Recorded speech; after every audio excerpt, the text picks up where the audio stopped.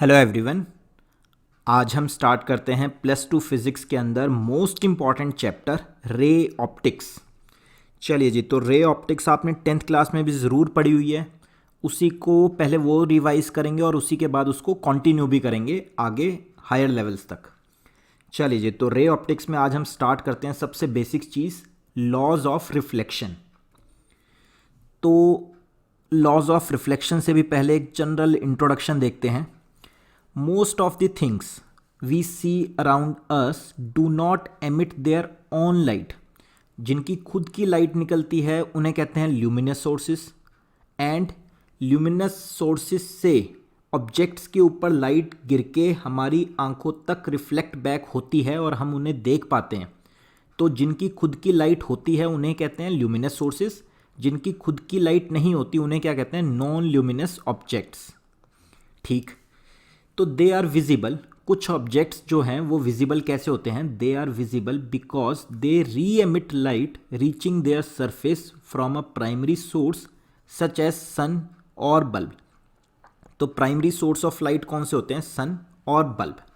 चलिए देखिए मैं क्या बता रहा हूँ इसमें कि जैसे मान लेते हैं सन है या बल्ब है, उनमें से जो लाइट आएगी वो हम डायरेक्ट देख पा रहे हैं।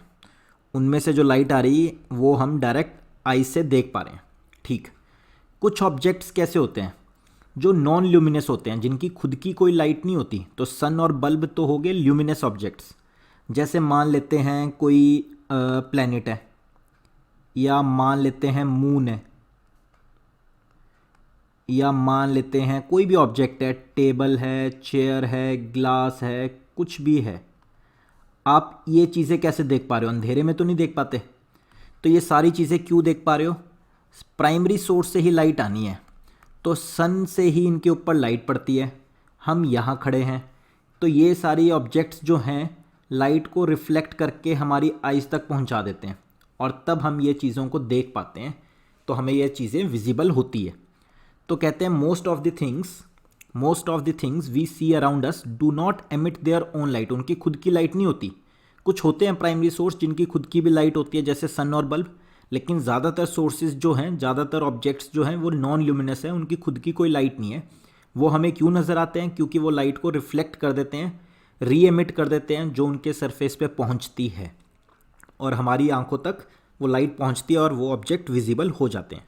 ठीक, तो when light falls on the surface of a material, तो किसी भी मटेरियल पे जब लाइट आती है या तो वो री एमिट हो जाती है विदाउट चेंज इन फ्रीक्वेंसी, या एब्जॉर्ब भी हो जाती है। चलिए बहुत ध्यान से समझना अब जो मैं बताने वाला हूँ।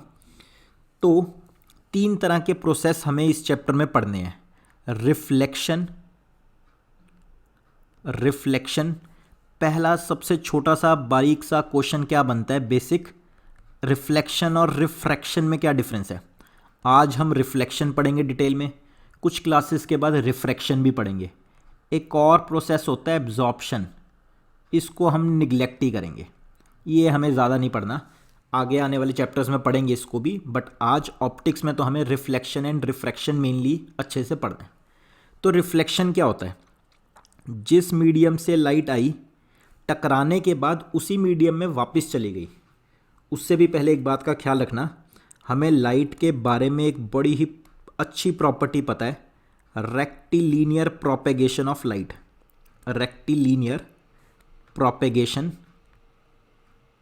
ऑफ लाइट, ये लाइट की एक बहुत ही ज़बरदस्त प्रॉपर्टी है कि लाइट हमेशा स्ट्रेट लाइन में ट्रेवल करना पसंद करती है। तो इसका क्या मतलब होता है? लाइट, अगर लाइट के साथ कोई छेड़खानी नहीं करेंगे तो light always travels in straight line. अपने आप लाइट कभी पाथ चेंज नहीं करती, अपने पाथ से डिविएट नहीं होती। कुछ आगे आ गया तो अलग बात है, otherwise light always travels in a straight line. तो लाइट हमेशा सीधी सीधी सीधी सीधी ट्रेवल करती रहेगी जब तक कोई आगे ऑब्जेक्ट ना आ जाए और उस पर लाइट टकरा के फिर उसका पाथ चेंज हो सकता है, वरना तो light always travel in a straight line. और इस प्रॉपर्टी को क्या बोलते हैं?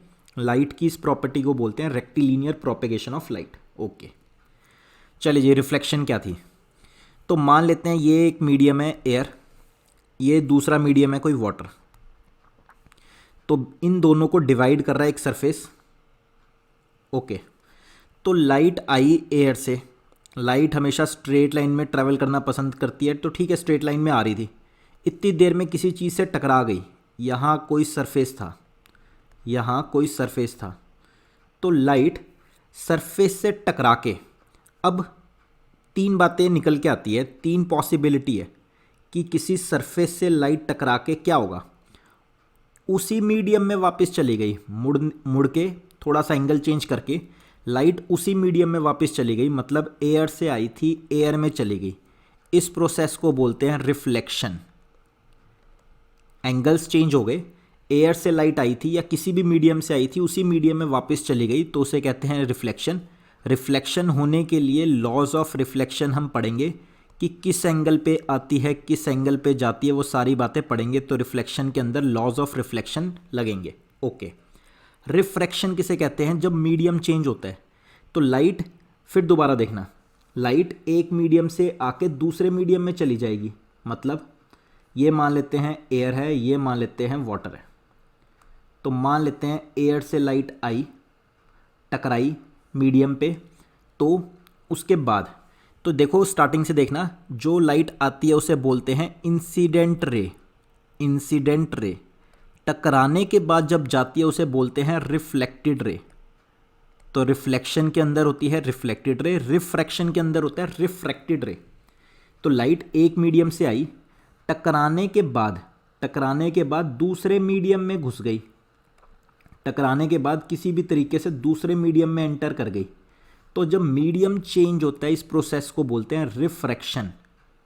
उसी मीडियम में वापस चली गई तो रिफ्लेक्शन, उसमें लॉज ऑफ रिफ्लेक्शन लगते हैं। और यहाँ पे क्या हुआ, एक मीडियम से दूसरे मीडियम में जब चली जाए तो उस प्रोसेस को बोलते हैं रिफ्रैक्शन ऑफ लाइट। ये हम बाद में अच्छे से डिटेल में पढ़ेंगे। एंड इसके अंदर लॉज ऑफ रिफ्रैक्शन लगते हैं, लॉज ऑफ रिफ्रैक्शन लगते हैं, ये लॉज आगे जाके हम पढ़ेंगे। एक तीसरा फिनोमिना भी होता है एब्जॉर्प्शन। उसमें क्या होता है कि लाइट आई, ओके, तो ये इंसिडेंट रे थी, रिफ्रैक्शन में देखो ज़रा एक बारी फिर से दोबारा, ये इंसिडेंट रे, रिफ्रैक्शन के बाद मीडियम चेंज हो गया, तो जो रे चली जाती है उसको बोलते हैं रिफ्रैक्टेड रे। सीधी ट्रैवल नहीं की, उसका पाथ थोड़ा सा चेंज हो गया, रिफ्रैक्टेड लाइट या रिफ्रैक्टेड रे। तो पाथ कैसे चेंज हो गया, किस एंगल पे चेंज हो गया, वो हम बाद में पढ़ेंगे रिफ्रैक्शन ऑफ लाइट के अंदर। तीसरा प्रोसेस होता है एब्जॉर्प्शन, कि लाइट आई, इंसिडेंट लाइट आई, और वो सारी की सारी एब्जॉर्व होगी, पता भी नहीं लगा, वो सारा ये सरफेस बिल्कुल हीट अप हो गया, हीट एनर्जी में लाइट पूरी की पूरी कन्वर्ट होगी, तो light energy is converted into heat energy, तो ये प्रोसेस होता है एब्जॉर्प्शन। तो आज के लिए, इस चैप्टर के लिए हम एब्जॉर्प्शन को थोड़ा सा अभी के लिए निगलेक्ट करेंगे और हम डिटेल में पढ़ेंगे रिफ्लेक्शन एंड रिफ्रैक्शन। ठीक, तो मेन डिफरेंस क्या हो गया, सेम मीडियम से आके सेम मीडियम में चली गई तो उसे रिफ्लेक्शन कहते हैं। रिफ्रैक्शन में क्या होता है, मीडियम चेंज करते हैं, एक मीडियम से लाइट दूसरे मीडियम में जब जाती है तो उसको रिफ्रैक्शन ऑफ लाइट कहते हैं। ठीक है जी, आगे बढ़ते हैं। अभी हमें डिटेल में रिफ्लेक्शन पढ़नी है, तो ये सारी बातें लिखी हुई है कि जब लाइट उसी मीडियम में वापस चली जाती है तो उसे रिफ्लेक्शन कहते हैं।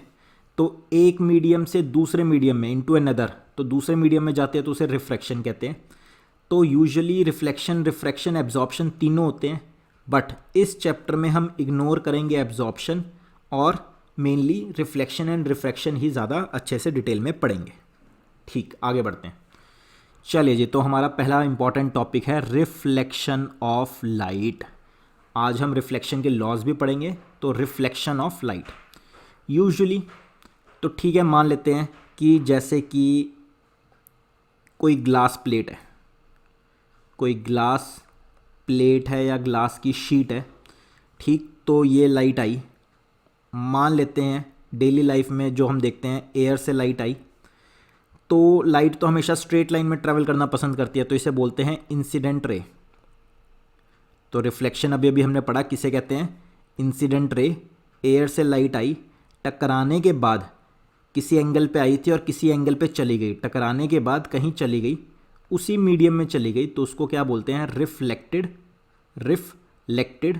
रे।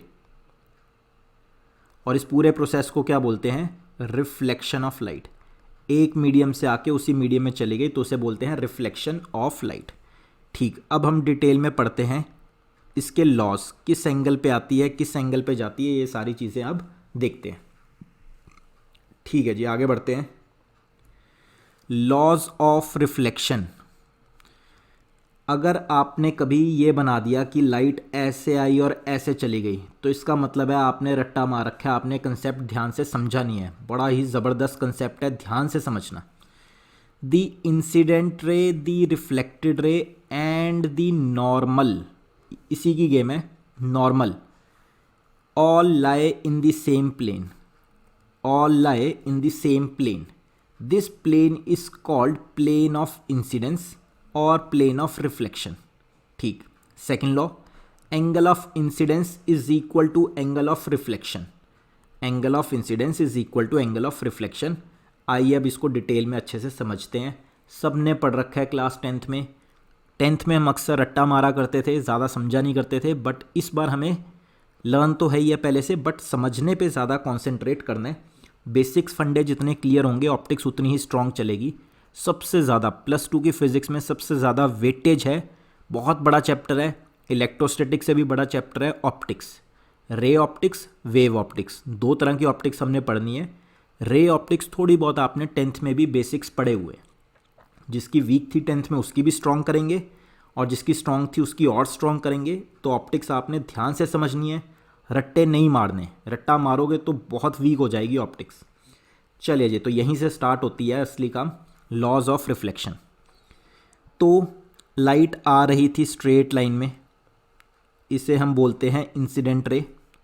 ओके, हमें लाइट की प्रॉपर्टी पता है, light always travel in a straight line. तो स्ट्रेट लाइन में ट्रेवल करती जा रही थी, तो करती जा रही थी। सडनली एक सामने आ गया कोई सरफेस, तो इस सरफेस को हम बोल देते हैं रिफ्लेक्टेड सरफेस। कोई रिफ्लेक्टेड सरफेस था जहाँ लाइट टकरा के मुड़ जाएगी। तो मान लेते हैं एयर से लाइट आई, किसी भी मीडियम से लाइट आई, उसके बाद हमें क्या करना होता है, यहाँ पे जहाँ पे लाइट टकराती है ना, इसको कहते हैं पॉइंट ऑफ इंसिडेंस। तो जिस पॉइंट पे आके लाइट टकरा उसको कहते हैं पॉइंट ऑफ इंसिडेंस। ठीक, तो इस पे अब मुझे बनाना है नॉर्मल। तो नॉर्मल कैसे बनाएंगे, तो ये एक सरफेस था, इसको क्या बोल देते हैं, रिफ्लेक्टेड सरफेस। ओके, तो जिस पॉइंट पे लाइट आके टकराई इसको क्या बोलते हैं, पॉइंट ऑफ इंसिडेंस। अब मुझे इस पे बनाना है नॉर्मल। तो नॉर्मल कैसे बनाते हैं, जो रिफ्लेक्टेड सरफेस है उसके एक परपेंडिकुलर ड्रॉ करो। तो इसका परपेंडिकुलर क्या होता है, नॉर्मल लाइन। रिफ्लेक्टेड सरफेस के परपेंडिकुलर लाइन को क्या बोलते हैं, परपेंडिकुलर लाइन को नॉर्मल लाइन बोलते हैं। तो पॉइंट ऑफ इंसिडेंस पे इस पॉइंट को क्या बोलते हैं, पॉइंट ऑफ इंसिडेंस। तो पॉइंट ऑफ इंसिडेंस क्या होता है, point of intersection of incident ray and reflecting surface. जहाँ पे रिफ्लेक्शन होनी है अभी उस सरफेस पे लाइट जब जाके टकराती है उसको क्या बोल देते हैं, पॉइंट ऑफ इंसिडेंस। वहाँ हमें नॉर्मल बनानी होती है। नॉर्मल क्या होता है, रिफ्लेक्टेड सरफेस के परपेंडिकुलर लाइन। तो रिफ्लेक्टेड सरफेस के परपेंडिकुलर लाइन, इसको बोलते हैं नॉर्मल। सबसे पहले नॉर्मल बनानी है, ओके बन गई।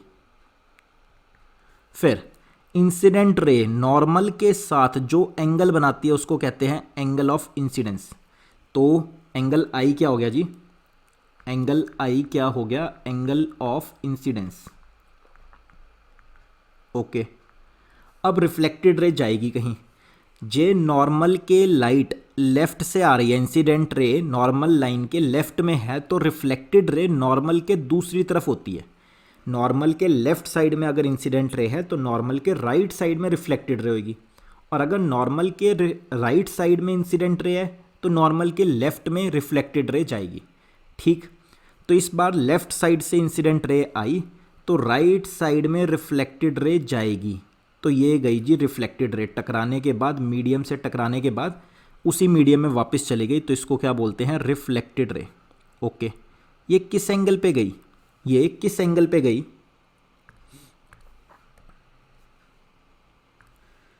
तो इस रे को बोलते हैं रिफ्लेक्टेड रे।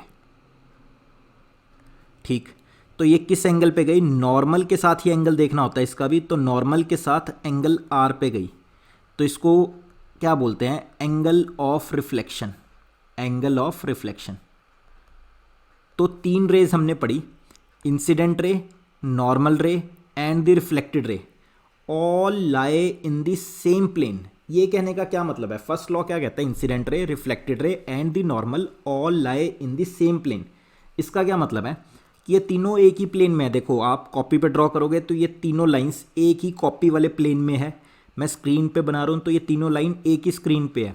ऐसा नहीं है कि कोई लाइन आउट ऑफ प्लेन चली गई।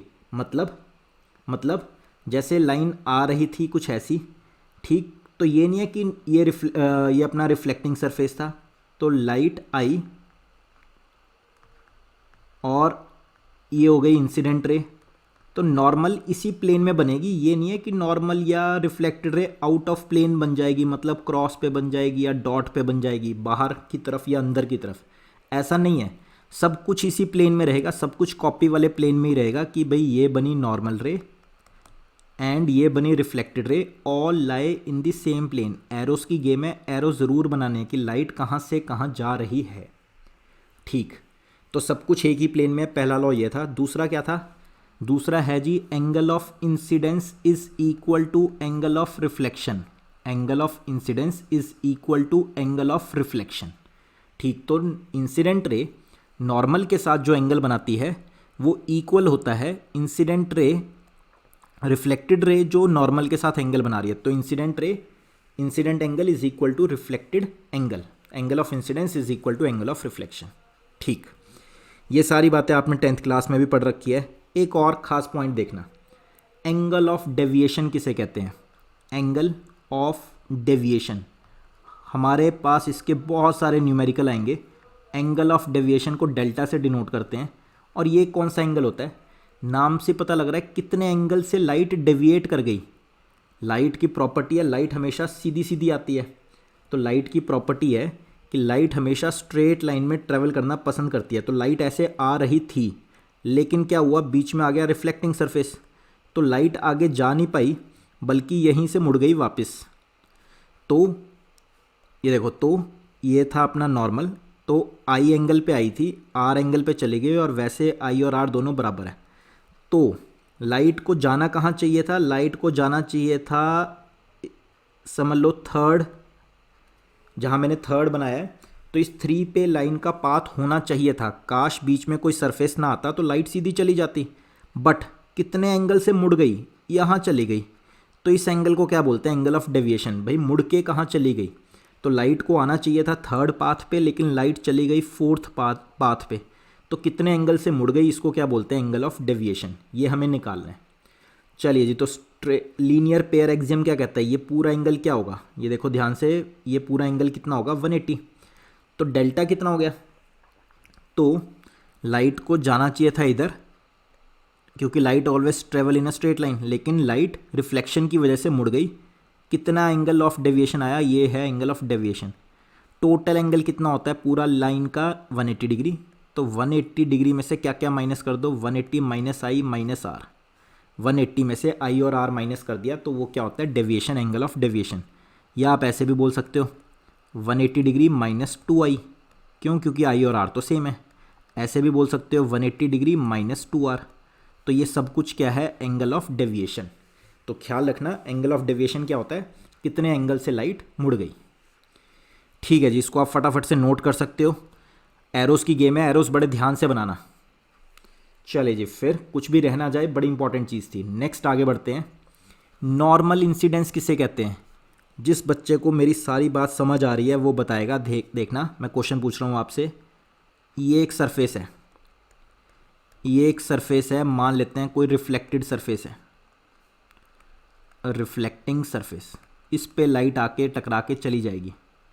नॉर्मल इंसिडेंस किसे बोलेंगे? ये देखो, ये आई इंसिडेंट रे, ये आई ऐसे रिफ्लेक्टिंग सरफेस के परपेंडिकुलर डायरेक्शन में आती है इंसिडेंट रे।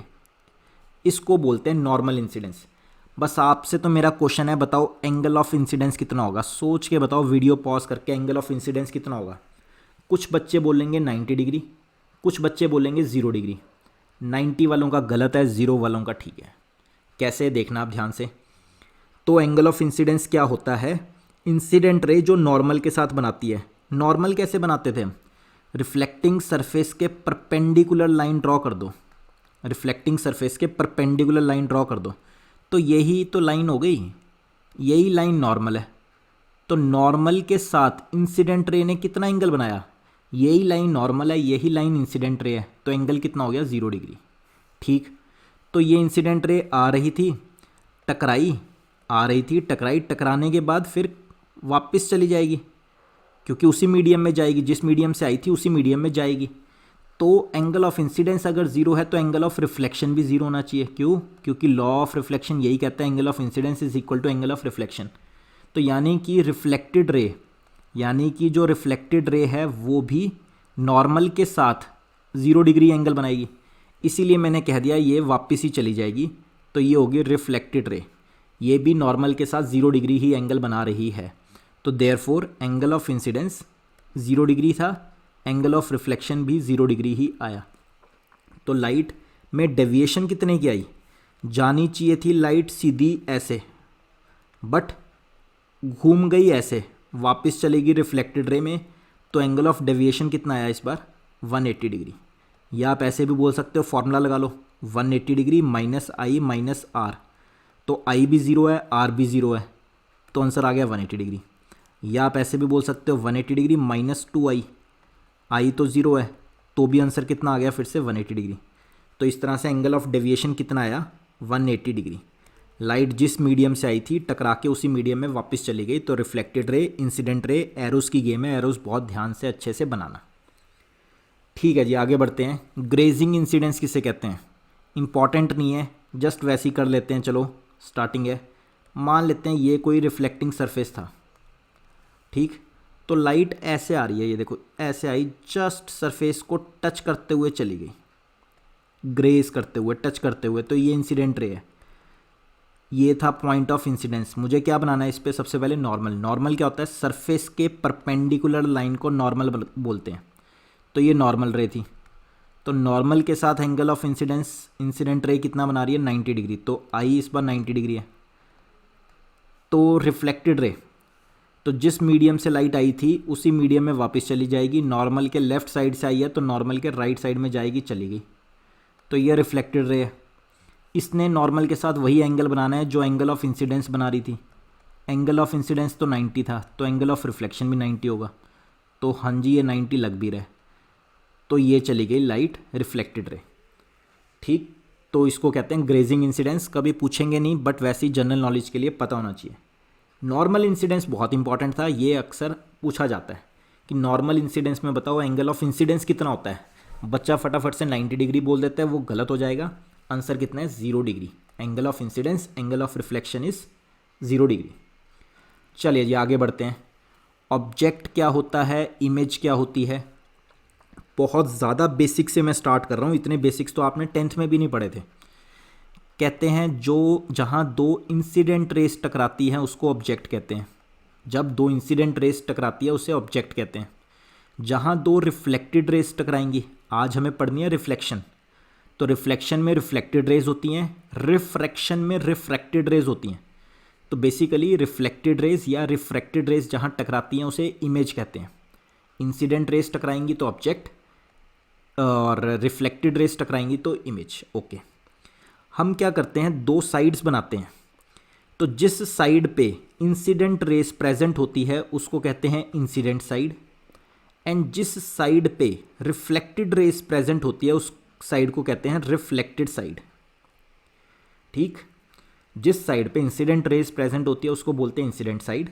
जिस साइड पे रिफ्लेक्टेड या रिफ्रैक्टेड रेस प्रेजेंट होती है उस साइड को क्या बोलते हैं, रिफ्लेक्टेड या रिफ्रैक्टेड साइड, ठीक। अगर ऑब्जेक्ट को कब रियल कहते हैं, कब वर्चुअल। अगर ऑब्जेक्ट इंसिडेंट साइड पे प्रेजेंट है तो ऑब्जेक्ट रियल होगा, अदरवाइज वर्चुअल। अगर इमेज रिफ्लेक्टेड साइड पे प्रेजेंट है तो उस इमेज को बोलेंगे रियल, अदरवाइज वर्चुअल। फिर दोबारा सुनो, जहाँ दो इंसिडेंट रेस टकराती हैं वो ऑब्जेक्ट होता है, जहाँ दो रिफ्लेक्टेड रेस टकराती हैं वो इमेज होती है। जहाँ इंसिडेंट रेस प्रेजेंट होती है उस साइड को इंसिडेंट साइड कहते हैं, जहाँ रिफ्लेक्टेड रेस प्रेजेंट होती है उस साइड को रिफ्लेक्टेड साइड कहते हैं। ठीक, अगर ऑब्जेक्ट इंसिडेंट साइड पे प्रेजेंट है तो उसे रियल कहेंगे, नहीं तो वर्चुअल। अगर इमेज रिफ्लेक्टेड साइड पे प्रेजेंट है तो उसे रियल कहेंगे, नहीं तो वर्चुअल। Okay, plane mirror. तो मिरर बनता कैसे है? मिरर बनता कैसे है? एक होता है ग्लास जिसके आर पार दिख रहा है आपको, तो ये नॉर्मल एक ग्लास है जिसके ट्रांसपेरेंट ग्लास है, तो जिसके आर पार आपको दिख रहा है। अब आपने क्या करा, इस ग्लास की एक साइड से सिल्वर पॉलिश कर दी, एक साइड से सिल्वर पॉलिश कर दी, तो अब इस बंदे को अपनी इमेज इसके अंदर नज़र आ जाएगी, मतलब अब ये मिरर बन चुका है। तो नॉर्मल ग्लास शीट या ग्लास प्लेट से मिरर कैसे बनता है? तो ग्लास के आर पार आपको दिख रहा है, एक साइड सिल्वर पॉलिश कर दो तो वो मिरर बन जाता है। ठीक, तो प्लेन मिरर के बारे में हम आज पढ़ेंगे। स्फेरिकल मिरर जो आपने 10th में भी पढ़े थे, कॉन्वेक्स मिरर, कॉनकेव मिरर, वो हम नेक्स्ट क्लास में पढ़ेंगे। आज हमारा टॉपिक है प्लेन मिरर। ठीक, तो अब बड़े ध्यान से समझना जो मैं आपको बता रहा हूँ, प्लेन मिरर की कुछ एक प्रॉपर्टीज़ बता रहा हूँ। तो ये था जी, सबसे पहले मैंने बनाया एक मिरर।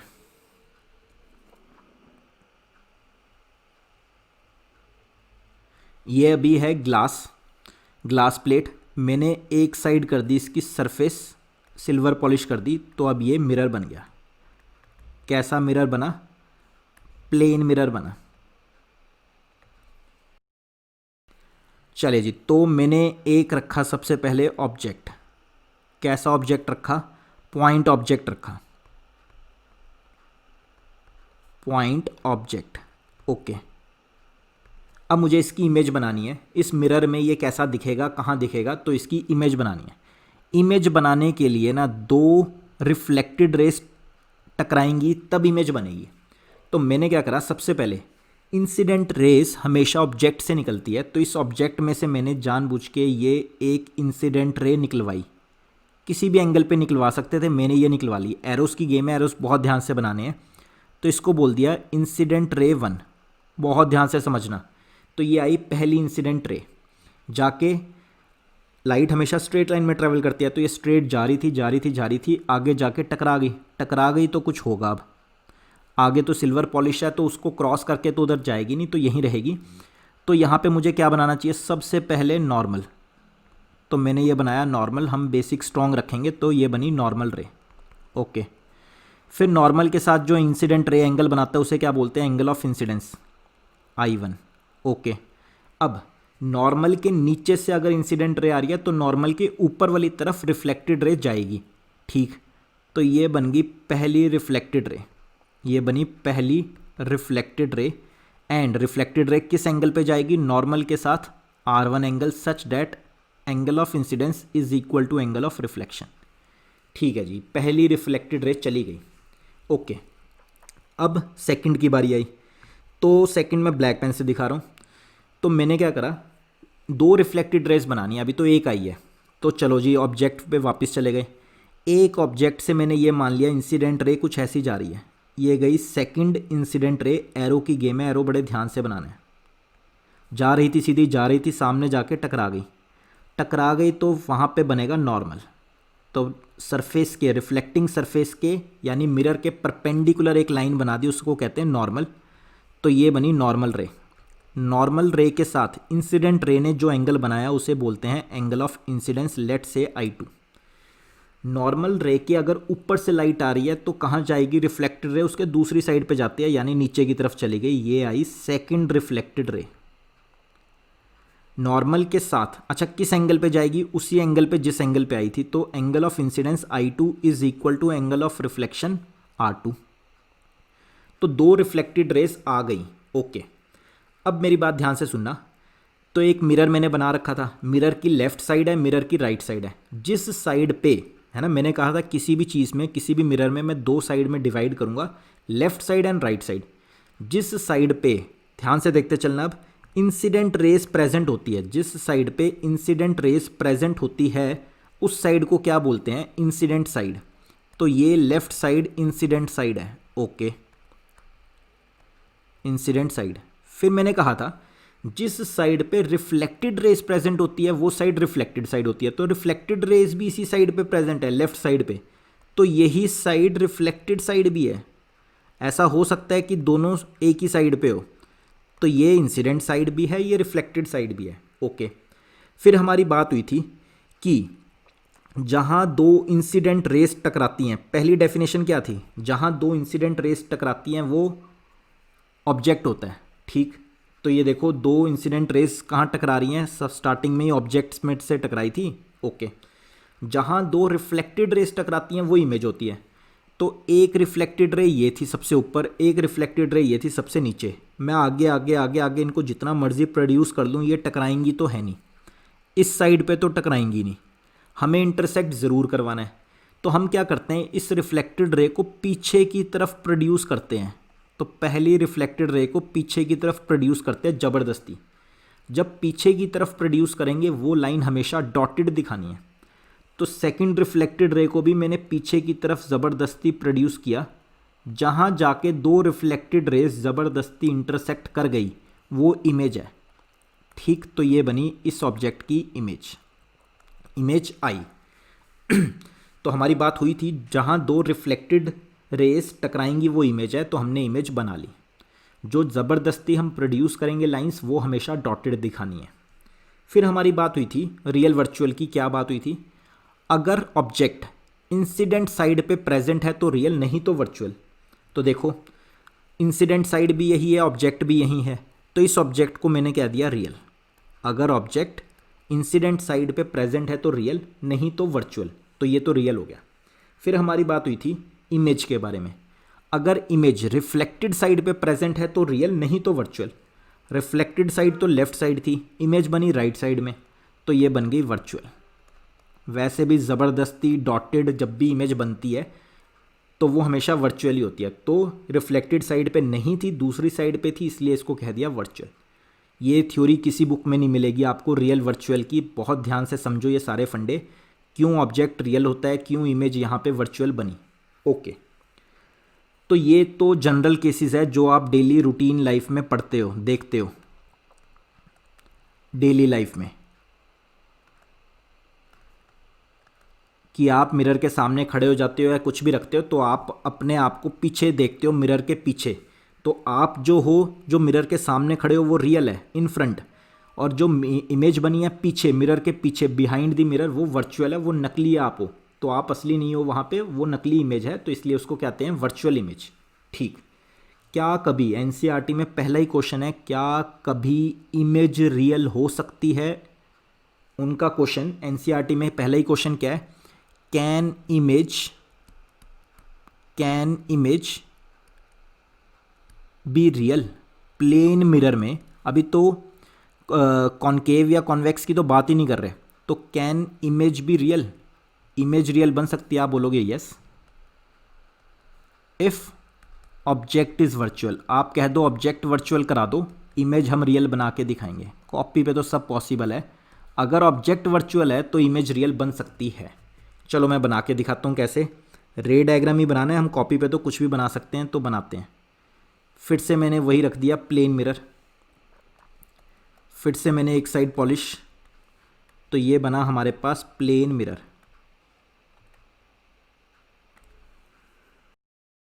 तो हमने क्या किया कि माना कि ऑब्जेक्ट वर्चुअल है मतलब बिहाइंड द मिरर है, हमने माना कि ऑब्जेक्ट वर्चुअल है मतलब बिहाइंड द मिरर है।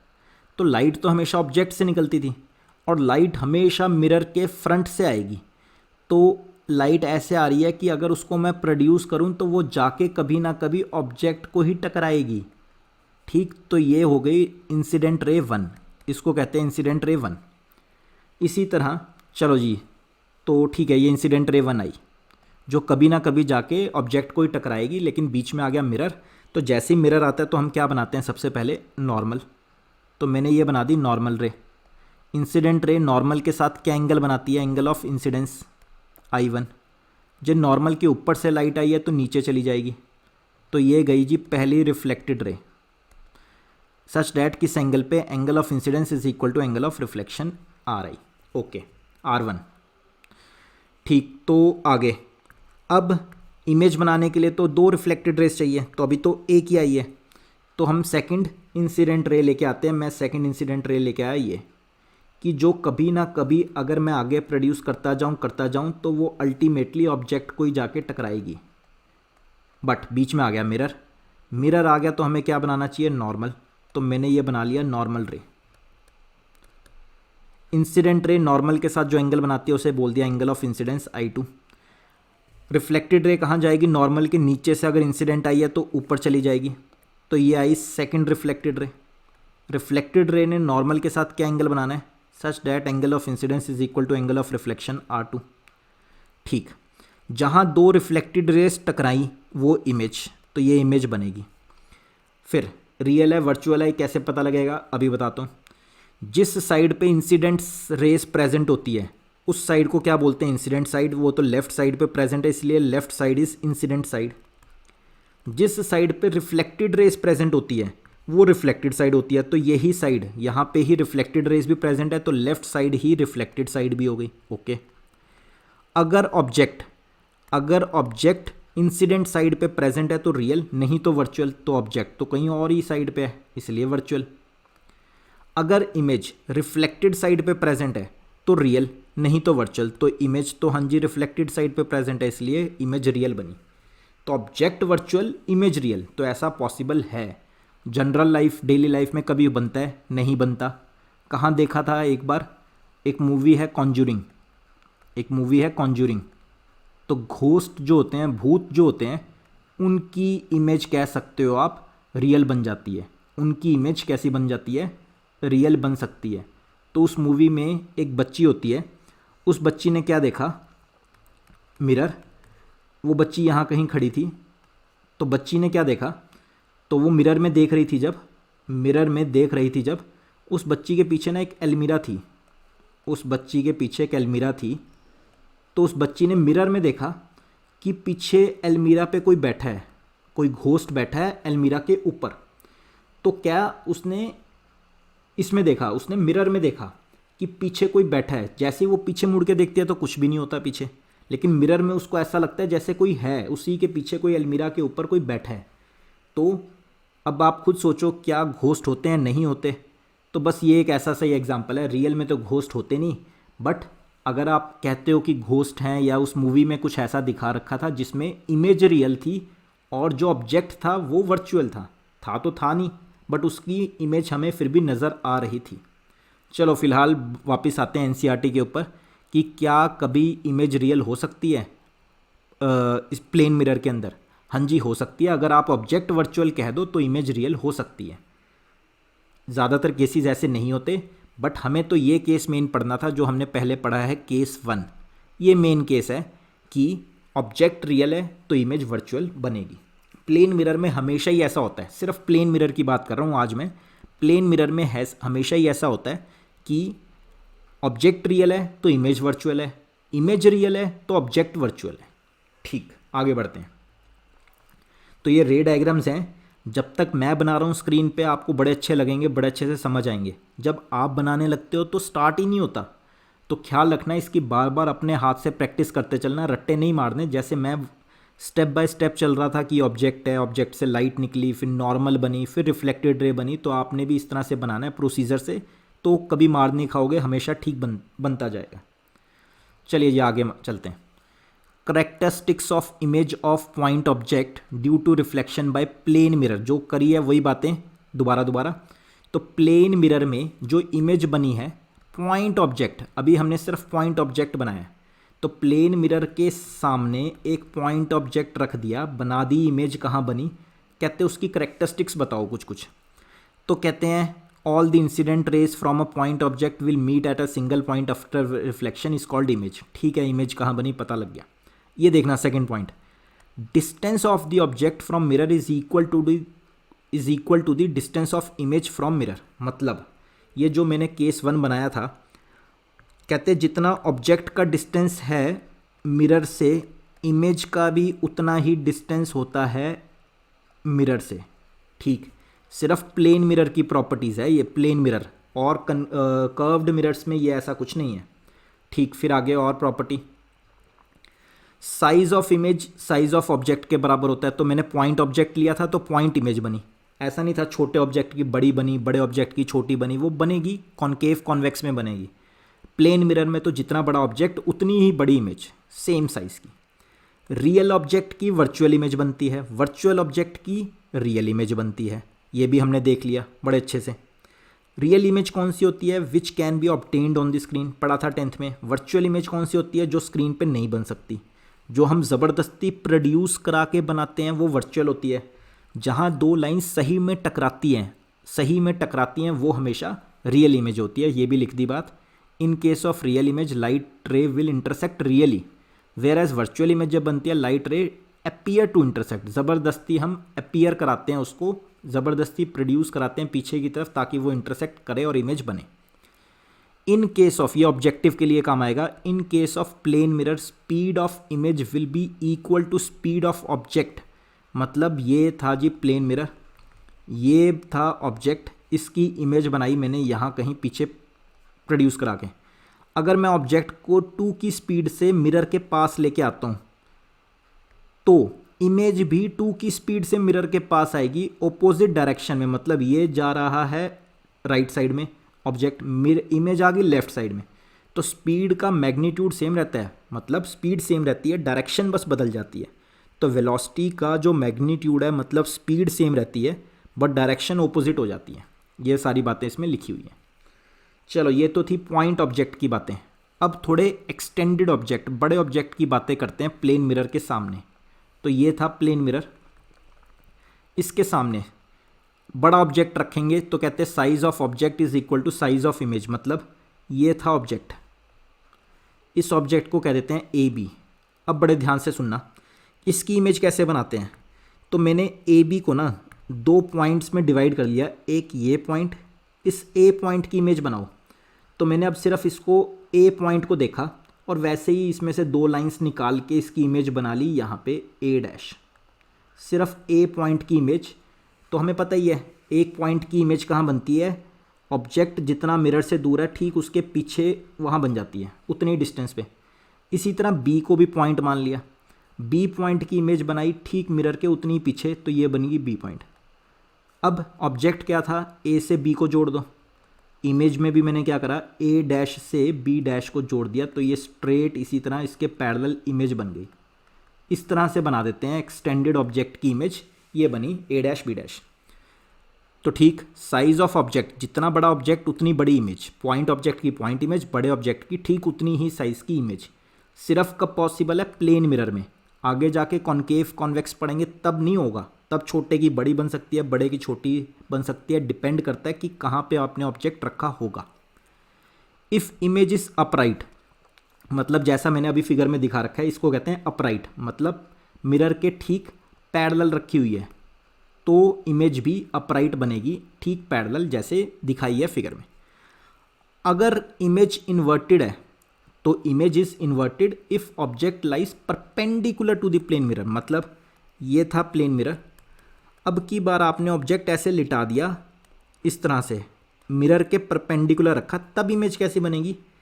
देखो अब आप ही बना रहे हो, ए पॉइंट है बी पॉइंट है, ए पॉइंट की इमेज कहाँ बनेगी, जितना दूर ये है उतना ही दूर यहाँ, तो यानी ए पॉइंट की इमेज यहाँ बनेगी ए डैश में। अच्छा बी पॉइंट की कहाँ बनेगी, बी थोड़ा दूर है तो थोड़ी दूर बी पॉइंट का पॉइंट मान लिया जो मैंने, उस पॉइंट की इमेज यहाँ बनेगी उतनी ही दूरी पे, तो ये बनेगा बी डैश। ऑब्जेक्ट कैसे बना था, ए को बी से जोड़ के, इमेज भी कैसे बनेगी, ए डैश को बी डैश से जोड़ के, तो इमेज ये बन गई, मतलब घूम गई, मतलब पुट्ठी बन गई।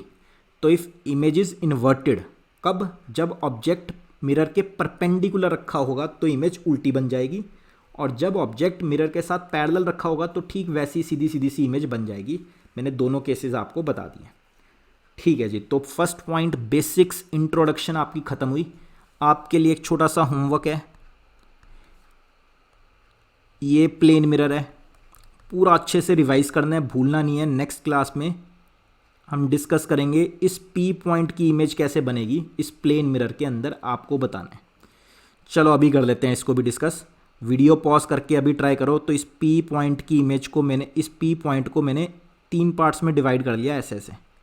सी पॉइंट की इमेज कहाँ बनेगी, मिरर के ठीक उतना ही पीछे जितना आगे ये है, तो ये अगर डिस्टेंस डी है तो ठीक उतनी ही पीछे सी डैश बन गया। ए की इमेज कहाँ बनेगी, ठीक उसी के उतना उधर, तो ए डैश। बी पॉइंट की इमेज कहाँ बनेगी, ठीक उतनी ही पीछे, तो यहाँ कहीं बनेगा बी डैश। ए डैश से बी डैश को जोड़ा, बी डैश से सी को जोड़ा, सी डैश को, इस तरह से कि ये पी इमेज नज़र आएगी आपको मिरर, प्लेन मिरर के अंदर। आपका होमवर्क क्या है, अब पूरी क्लास अच्छे से रिवाइज करनी है। असली ऑप्टिक्स नेक्स्ट क्लास से स्टार्ट होगी कॉनकेव कॉन्वेक्स मिरर के साथ। बेसिक्स थे आज, अच्छे से रिवाइज करना, रिफ्लेक्शन के लॉस पढ़ना, बार बार रिवाइज करना। जितना बेसिक स्ट्रांग होगा उतना ज़्यादा आगे जाके चैप्टर आपका अच्छा चलेगा। Thank you guys, thank you so much. If you like our video please press the like button and keep sharing the video with your friends. God bless you.